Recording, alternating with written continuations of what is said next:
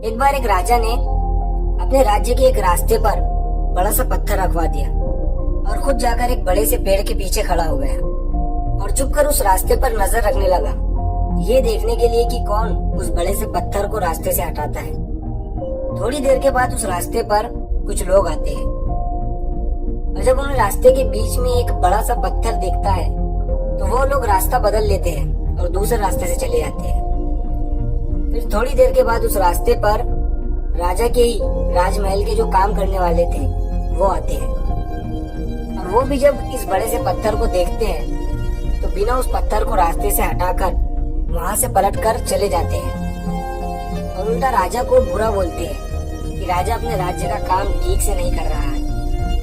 इतने बड़े बड़े पत्थर रास्ते के बीच में पड़े हुए हैं, राजा को इन्हें रास्ते से हटाना चाहिए। ये कहकर वो वहां से चले जाते हैं।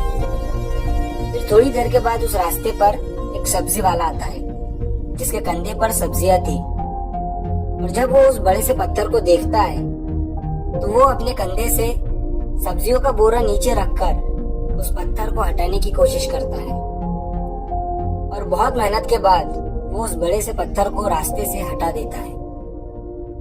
वो जैसे ही उस पत्थर को रास्ते से हटाता है तो पत्थर के नीचे बहुत सारे सोने के सिक्के और एक चिट्ठी रखी हुई थी जिसमें लिखा था कि ये इनाम राजा की तरफ से पत्थर हटाने वाले के लिए है। और ये सब होते हुए पेड़ के पीछे से राजा खुद देख रहा था। राजा उस आदमी के पास जाता है और उस आदमी को राजा अपने महल का सबसे खास आदमी बना लेता है।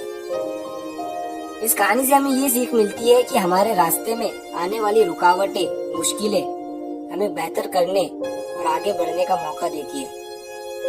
इसीलिए जिंदगी में जब भी ऐसा मौका मिले उसे हाथ से गवाओ मत। बहुत से लोग ऐसे वक्त में मुश्किल काम को देखते ही पीछे हट जाते हैं, लेकिन जब सब पीछे हट जाए तो आप सामने आ जाओ, क्योंकि जीत उन्हें ही मिलती है जो प्रॉब्लम्स में अपॉर्चुनिटी ढूंढते हैं। और जब अपॉर्चुनिटी मिलती है तो वही अपॉर्चुनिटी आपके कल को बेहतर बनाती है।